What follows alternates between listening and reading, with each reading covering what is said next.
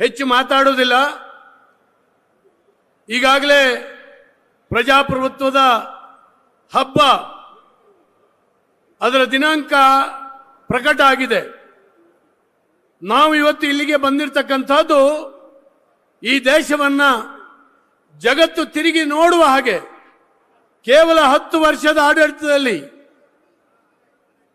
ತೋರಿಸಿರ್ತಕ್ಕಂಥ ಮಾನ್ಯ ನರೇಂದ್ರ ಮೋದಿಯವರು ಇಲ್ಲಿ ಬರ್ತಾ ಇದ್ದಾರೆ. ಮಲೆನಾಡಿನ ಅಡಿಕೆಗೆ ರಕ್ಷಣೆ ಕೊಟ್ಟಿರ್ತಕ್ಕಂಥ ನರೇಂದ್ರ ಮೋದಿಯವರು ಇಲ್ಲಿ ಬರ್ತಾ ಇದ್ದಾರೆ. ಭಯೋತ್ಪಾದಕರ ಸದ್ದಡಗಿಸಿರ್ತಕ್ಕಂಥ ಮೋದಿಯವರು ಇಲ್ಲಿಗೆ ಬರ್ತಾ ಇದ್ದಾರೆ. ದೇಶದ ಆರ್ಥಿಕತೆಯನ್ನ ಜಗತ್ತಿನ 5ನೇ ರಾಷ್ಟ್ರವಾಗಿ ತೆಗೆದುಕೊಂಡು ಮೇಲೇರಿಸಿರ್ತಕ್ಕಂಥ ಮೋದಿ ಬರ್ತಾ ಇದ್ದಾರೆ. ಹೀಗೆ ಅನೇಕ ಪರಿವರ್ತನೆಗಳನ್ನು ಅಮೂಲಾಗ್ರವಾಗಿ ಮಾಡಿರ್ತಕ್ಕಂಥ ಒಬ್ಬ ದಕ್ಷ ಆಡಳಿತಗಾರ, ಜಗತ್ತಿನ ನಾಯಕ ಮೋದಿಯವರು ಬರುವಂತಹ ಈ ಸಂದರ್ಭದಲ್ಲಿ ಮಲೆನಾಡಿನ ಶಿವಮೊಗ್ಗದಲ್ಲಿ ಸಂಭ್ರಮಾಚರಣೆಯನ್ನು ನಾವೆಲ್ಲ ಮಾಡ್ತಾ ಇದ್ದೀವಿ.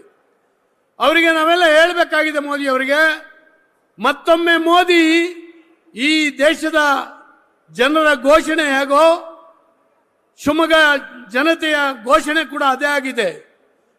ನಿಮಗೆ ಬೆಂಬಲವನ್ನು ಕೊಡ್ತೇವೆ, ನಮ್ಮ ಅಭ್ಯರ್ಥಿ BY ರಾಘವೇಂದ್ರ ಅವ್ರನ್ನ ಅತ್ಯಧಿಕ ಬಹುಮತದಿಂದ ಕಳಿಸ್ತೇವೆ ಅನ್ನುವಂಥ ಮಾತನ್ನ ನಾವಿವತ್ತು ಹೇಳಬೇಕಾಗಿದೆ. ಉಡುಪಿ ಚಿಕ್ಕಮಗಳೂರಿನ ಅಭ್ಯರ್ಥಿ ಬಂದಿದ್ದಾರೆ, ದಾವಣಗೆರೆ ಅಭ್ಯರ್ಥಿ ಬಂದಿದ್ದಾರೆ, ಮಂಗಳೂರಿನ ಅಭ್ಯರ್ಥಿ ಬಂದಿದ್ದಾರೆ. ಎಲ್ಲ ಸ್ಥಾನಗಳಲ್ಲಿ ಲಕ್ಷಗಟ್ಟಲೆ ಅಂತರದಿಂದ ಮೋದಿ ಗೆಲ್ತಾರೆ ಮತ್ತು ನಮ್ಮ ಅಭ್ಯರ್ಥಿಗಳು ಗೆಲ್ತಾರೆ. ಜನ ದಿನಾಂಕವನ್ನು ನೋಡಿ ಎದುರು ನೋಡ್ತಾ ಇದ್ದಾರೆ. ಈ ದೇಶಕ್ಕಾಗಿ ನಾನು ವೋಟ್ ಕೊಡ್ತಾ ಇದ್ದೀನಿ ಅನ್ನುವಂಥ ಒಂದು ದೇಶಭಕ್ತ ಭಾವನೆ ಇವತ್ತು ಜನರಲ್ಲಿ ನಿರ್ಮಾಣ ಆಗಿದೆ. ಬಂಧುಗಳೇ, ನಾವು ಮಾಡಬೇಕಾಗಿದ್ದಿಷ್ಟೇನೆ, ನನ್ನ ಬೂತ್ನಲ್ಲಿ ನಾನು ಎಷ್ಟು ಕೊಡಬಲ್ಲೆ, ನನ್ನ ಪೋಲಿಂಗ್ ಬೂತ್ನಲ್ಲಿ ನಾನು ಎಷ್ಟು ಕೊಡಬಲ್ಲೆ, ಪ್ರತಿಯೊಂದು ಪೋಲಿಂಗ್ ಬೂತ್ ಅನ್ನ ಜಾಗೃತಿ ಮಾಡುವಂತ ಕೆಲಸ ಮಾಡಬೇಕು.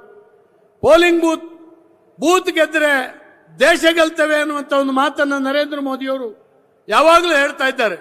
ಆ ರೀತಿ ಬೂತ್ ಅನ್ನ ಗೆಲ್ಸ್ಕೊಡುವಂತ ಸಂಕಲ್ಪವನ್ನ ಈ ಸಭೆಯಲ್ಲಿ ತೊಟ್ಟು ನಾವೆಲ್ಲ ಹೋಗೋಣ, ಸಭೆಯಲ್ಲಿ ತೊಟ್ಟು ಹೋಗೋಣ. ಹೀಗಾಗಿ ನಾವೆಲ್ಲ ಸೇರಿ ಮತಗಟ್ಟೆಯ ಒಂದು ಲೆವೆಲ್ನಲ್ಲಿ ಕೆಲಸ ಮಾಡಿದಾಗ ಮಾತ್ರ ಬಹಳ ದೊಡ್ಡ ಅಂತರದ ಜಯ ಆಗ್ತದೆ. ಆದ್ರಿಂದ ಮಲೆನಾಡಿನ ಶಿವಮೊಗ್ಗ ನಾವೆಲ್ಲರೂ ಕೂಡ ಮೋದಿ ಅವರಿಗೆ ಈ ಆಶ್ವಾಸನೆಯನ್ನ ನನ್ನ ಬೂತ್ನಲ್ಲಿ ಕೊಡ್ತೇನೆ ಅನ್ನುವಂಥ ಮಾತು ಹೇಳಬೇಕು. ರಾಘವೇಂದ್ರ ಅವರ ಅಭಿವೃದ್ಧಿ ಕಾರ್ಯಗಳನ್ನು ನಾನು ವಿವರಿಸುವಂತ ಅಗತ್ಯ ಇಲ್ಲ. ನಮ್ಮೂರಿನಲ್ಲಿ ನೋಡಿದ್ದೇವೆ ನಾವು. ನನಗೆ ಮೊದಲನೇ ಬಾರಿಗೆ, ನಾನು 5ನೇ ಬಾರಿ ಶಾಸಕ, ನನಗೆ ಯಾವಾಗಲೂ ಕೂಡ ಒಬ್ಬ ಪಾರ್ಲಿಮೆಂಟ್ ಸದಸ್ಯ ಇಷ್ಟು ಅಭಿವೃದ್ಧಿಯನ್ನು ಇಲ್ಲಿಗೆ ತರಬಹುದು ನನಗೆ ಗೊತ್ತಿರಲಿಲ್ಲ. ಪ್ರಥಮ ಬಾರಿಗೆ ಈ ಅಭಿವೃದ್ಧಿಯ ಮಹಾಪೌರವನ್ನು ನೋಡ್ತಾ ಇದ್ದೇವೆ ಬಂಧುಗಳೇ. ಮುಖ್ಯಮಂತ್ರಿಯ ಮಕ್ಕಳು ಬಹಳಷ್ಟು ಜನ ದೇಶದಲ್ಲಿ ಏನೇನಾಗಿದ್ದಾರೆ ಗೊತ್ತಿದೆ ನಮಗೆ. ಅವರು ನಿಂತ ನೆಲವನ್ನೇ ಮರೆಯುವಂತ ಕೆಲಸ ಮಾಡ್ತಾರೆ. ಯಾಕಂದ್ರೆ ಅಧಿಕಾರ, ಹಣ ಎಲ್ಲದೂ ಅವ್ರ ಹತ್ರ ಇರ್ತದೆ, ಯಾವ ಸುಖಕ್ಕೂ ಕಮ್ಮಿ ಇರೋದಿಲ್ಲ. ಆದರೆ ರಾಘವೇಂದ್ರ ಹಾಗಿಲ್ಲ.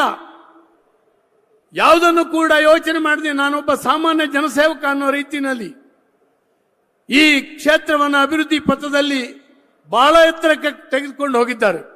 ಹಾಗಾಗಿ ನಾವು ರಾಘವೇಂದ್ರ ಅವರು ಮತ್ತೊಮ್ಮೆ ಗೆಲ್ಲಬೇಕಿಲ್ಲಿ. ಮತ್ತಷ್ಟು ಕೆಲಸಗಳಾಗಬೇಕಾಗಿದೆ ಶಿವಮೊಗ್ಗ ಜಿಲ್ಲೆಗೆ, ಶಿವಮೊಗ್ಗ ಕ್ಷೇತ್ರಕ್ಕೆ. ಅಭಿವೃದ್ಧಿಯ ಮಹಾಪೌರಗಳು ಎಲ್ಲಿ ಆಗಬೇಕಾಗಿದೆ. ರೈಲ್ವೆ ಏನಾಗಿದೆ, ಈಗಾಗಲೇ ಟೆಲಿಫೋನ್ ಟವರ್ಗಳು ಎಷ್ಟಾಗಿದೆ, ನ್ಯಾಷನಲ್ ಹೈವೇ ಎಷ್ಟಾಗಿದೆ, ಹಾಗೇನೆ ಸೇತುವೆಗಳು ಎಷ್ಟಾಗಿದೆ, ನಮ್ಮ ಸಮುದಾಯ ಭವನಗಳು ಎಷ್ಟಾಗಿದ್ದಾವೆ. ಇವೆಲ್ಲವೂ ಕೂಡ ರಾಘವೇಂದ್ರ ಅವರ ಕರ್ತವ್ಯ ದಕ್ಷತೆಯನ್ನು ಇವತ್ತು ತೋರಿಸ್ತಾ ಇದೆ. ಹಾಗಾಗಿ ನಾವೆಲ್ಲರೂ ಕೂಡ ಈ ಅಭಿವೃದ್ಧಿಗೆ ಮತ್ತೊಮ್ಮೆ ಓಟ್ ಕೊಡಬೇಕು, ದೇಶವನ್ನು ಗೆಲ್ಲಿಸಲಿಕ್ಕೆ ಮತ್ತೊಮ್ಮೆ ಓಟ್ ಕೊಡಬೇಕು. ಈ ಸಂಕಲ್ಪ ನಾವೆಲ್ಲ ತೊಡೋಣ ಅಂತ ಹೇಳ್ತಾ ಎಲ್ರಿಗೂ ಧನ್ಯವಾದಗಳನ್ನು ಅರ್ಪಿಸಿ. ನ್ಯೂಸ್ ಫಸ್ಟ್, ನಿರ್ಭೀತಿಯಿಂದ ನಿಮ್ಮ ಪರವಾಗಿ.